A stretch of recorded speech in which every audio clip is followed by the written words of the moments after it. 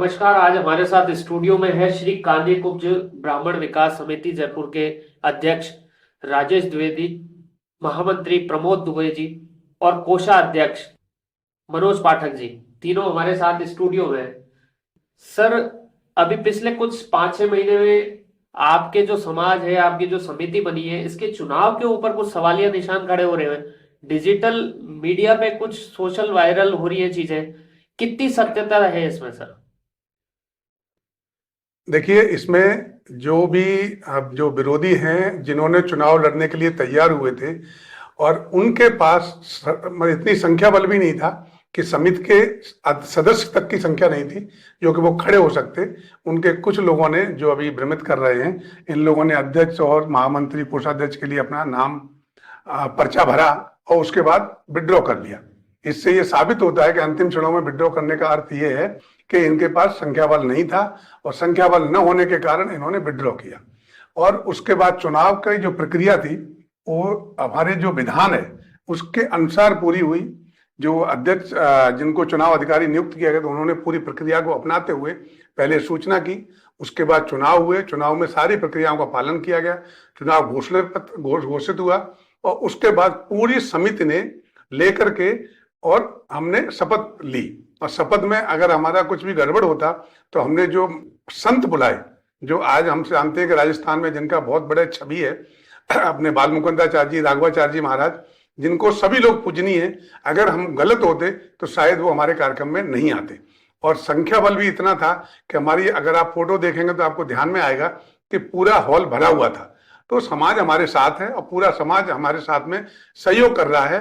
ये जो लोग हैं जिन्होंने चुनाव नहीं लड़ पाए या जो चुनाव में संख्या बल नहीं ला पाए, उनका एक भ्रमित करने का प्रयास है कि समाज को कैसे भ्रमित किया जाए और हम इनके ऊपर आरोप लगा सकें। सर, एक मामला और भी सामने आया कि चुनाव से संबंधित कोई मैटर, कोई मामला कोर्ट में विचाराधीन है क्या? हाँ, इन लोगों ने चुनाव होने के बाद, शपथ ग्रहण होने के बाद सांगानेर कोर्ट में एक विवाद दायर किया है, जो सब जुडिस है, कोर्ट में चल रहा है। उस पर मैं और कोई कमेंट नहीं कर सकता। हाँ, उसका जब भी निर्णय आ जाएगा, जो माननीय न्यायाधीश का निर्णय होगा, न्यायालय का निर्णय होगा, वो हम सभी को स्वीकार होगा। सर, समाज की जो समिति आपकी बनी हुई है, इसके कोष के ऊपर भी सवालिया निशान खड़े हुए हैं। क्या कहना चाहेंगे? कोषाध्यक्ष जी हमारे साथ हैं। ये जो सवालिया निशान इन्होंने खड़े किए हैं, ये निराधार हैं इनके बिल्कुल, और इनका कोई महत्व नहीं है, कोई लेना देना नहीं है। जो वर्तमान में अध्यक्ष जी हैं, उन्होंने 2016 में चुनाव जीत करके और जब उन्होंने कार्यभार संभाला तो पिछली जो भी कोषाध्यक्ष जो समिति थी, उन्होंने इनको 0 बैलेंस करके दिया था। उसके बाद में 3 साल बाद, हर 3 साल बाद चुनाव होते हैं। 3 साल बाद चुनाव हुए, उसमें इन्होंने अपनी मेहनत से, यानी समाज की मेहनत से, समाज को साथ लेते हुए सभी को, और 17-18 में इन्होंने जो ग्राउंड फ्लोर है वो पूरा निर्माण करवाया।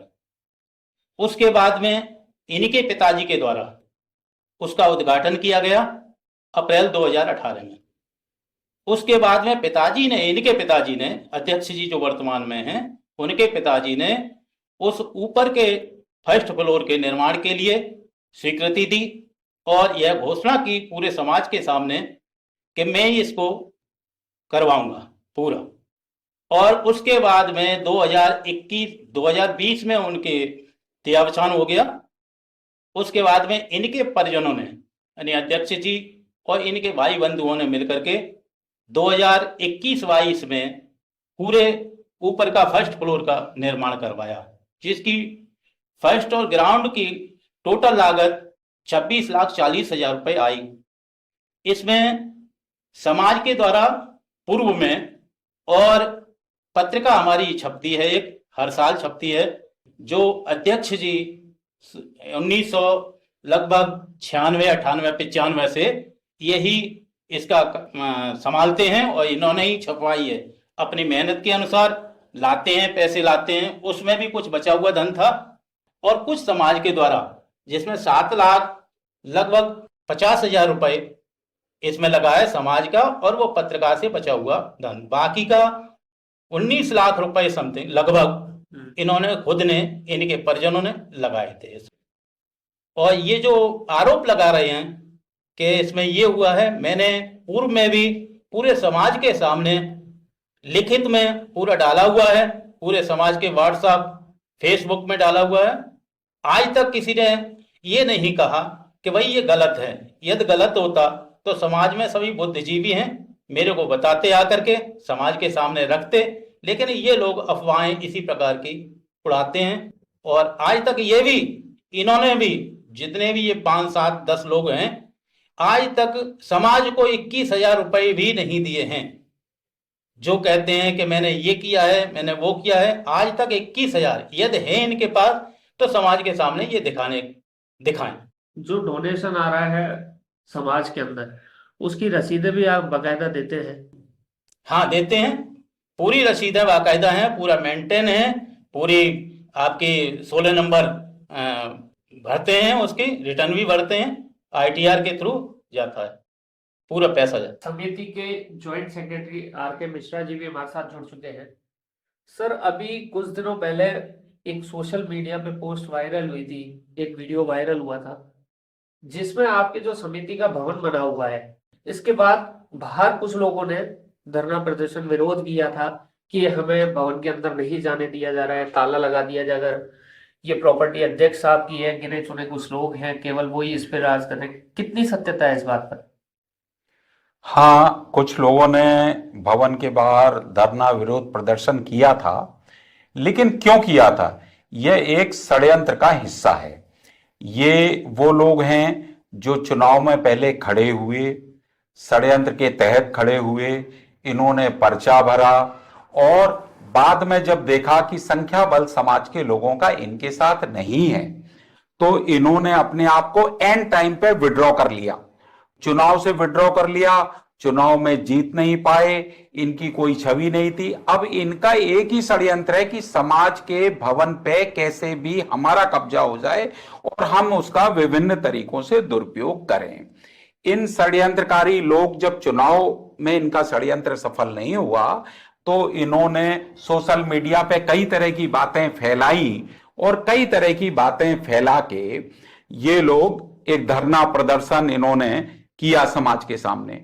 और उस समय इनके कुछ लोगों ने कोशिश ये की कि हम उस समाज भवन पे अनाधिकृत कब्जा करें, और एक्चुअली इनका समाज के भवन को हड़प करने का ही एक षड्यंत्र है, जिसको ये किसी न किसी रूप में करना चाहते हैं। इस सारे षड्यंत्रकारी ग्रुप में कोई भी ऐसा सदस्य नहीं है जिसने समाज के लिए किसी भी तरह का कभी कोई योगदान किया हो। कोई योगदान नहीं है इनका। योगदान नहीं होने के बाद, किसी भी कार्यक्रम में किसी भी तरह का योगदान नहीं होने के बाद, ये षड्यंत्र के तहत कुछ ना कुछ उठाते रहते हैं और वर्तमान कार्यकारिणी और पूरे समाज के लोगों को बदनाम करने की कोशिश करते रहते हैं। एक मामला ये भी आया था सर कि आपका जो शपथ ग्रहण समारोह है वो होटल में किया जाता है, भवन में नहीं किया जाता।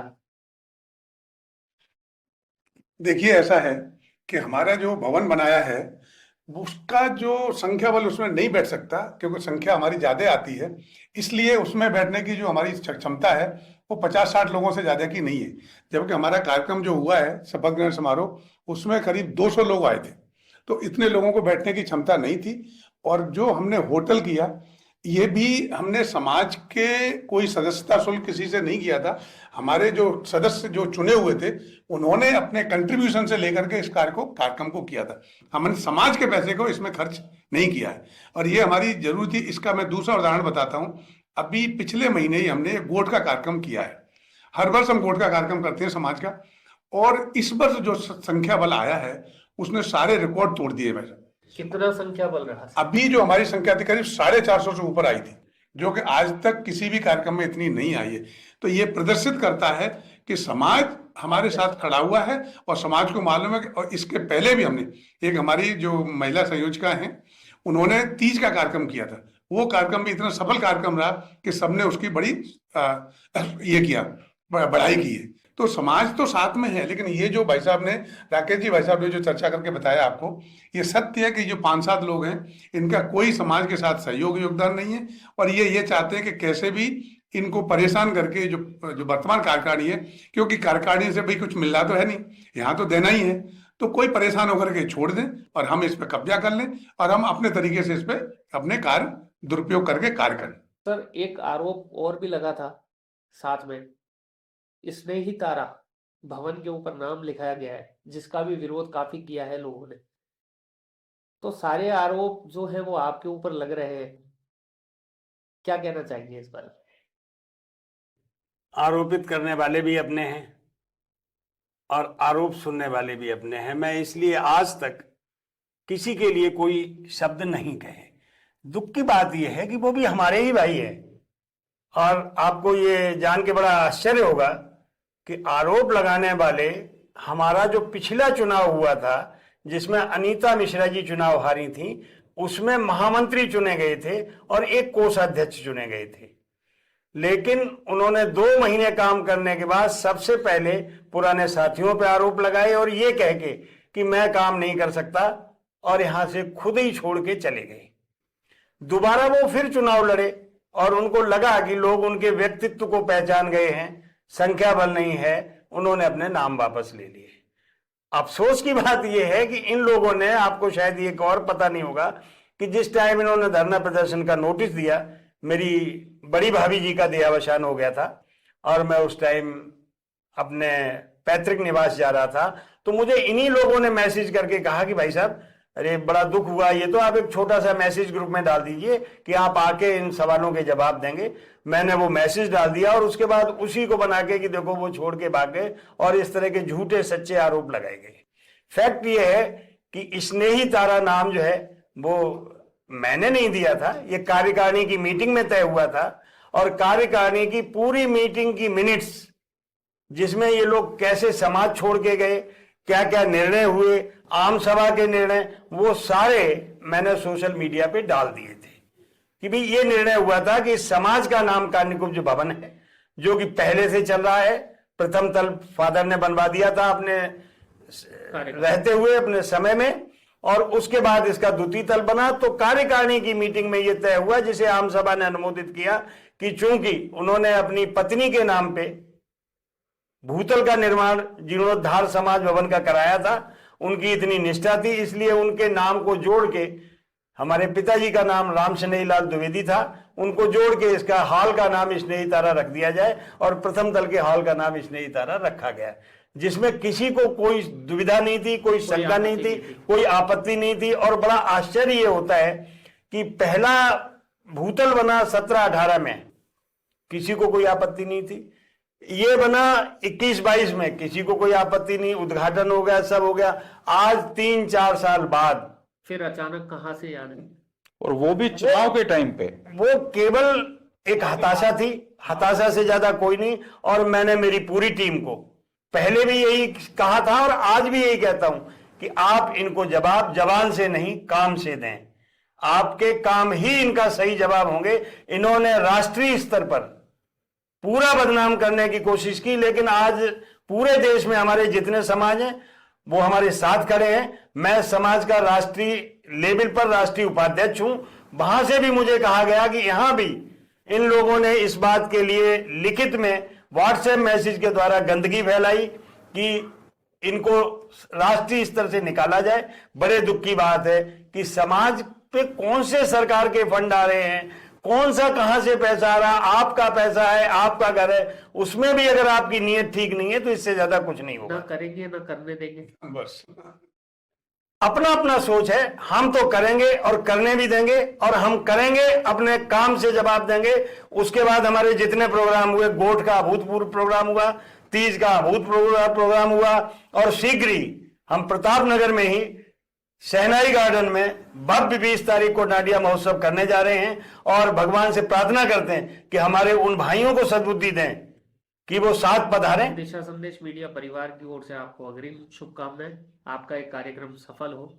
बहुत बहुत धन्यवाद। मैं सभी से निवेदन करूंगा, ये समाज का प्रोग्राम है, इसमें कोई ऐसा नहीं है कि किसी वर्ग विशेष का प्रोग्राम है, सभी सादर आमंत्रित हैं, सभी लोग पधारें। समाज की भव्यता लोगों से है, लोगों की भव्यता समाज से है, हम सबके लिए है, सब हमारे लिए है। मैं सबसे पुनः यही करबद्ध निवेदन करता हूं कि समाज के लिए एकजुट होकर काम करें, और अगर किसी को मेरे से व्यक्तिशः प्रॉब्लम है तो मेरे से व्यक्तिशः मिलके अपनी बात रख सकते हैं, और मैं उनका इस बात का सम्मान करूंगा, आदर करूंगा कि उन्होंने अपने दिल की बात रखी।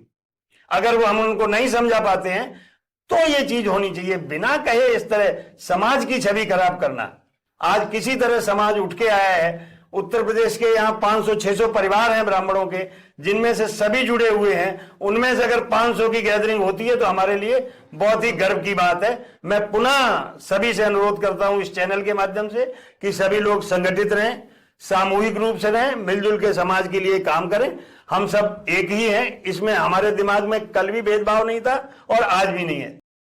तो हमारे साथ है अभी श्री कान्य कुब्ज, जो ब्राह्मण विकास समिति है जयपुर के, उसके पदाधिकारी, जिन्होंने अपने मन की बात यहाँ रखी है कि समाज के अंदर क्या चल रहा है और क्या नहीं, क्या सत्यता है, क्या झूठ है, क्या मिथ्या है, क्या सत्य है, सब चीजें सामने रखी है। और सबसे बड़ी चीज, जब मैंने इनसे बात की तो इन्होंने किसी व्यक्ति विशेष पर आरोप नहीं लगाते हुए यही कहा है कि कुछ लोग हैं जो ये ऐसा कर रहे हैं। जबकि हमने पहले भी सोशल मीडिया पे कुछ चीजें देखी थी जिसमें कि नामजद उन्होंने आरोप लगाए थे कि इस व्यक्ति द्वारा ऐसा किया गया, इस व्यक्ति द्वारा ऐसा किया गया।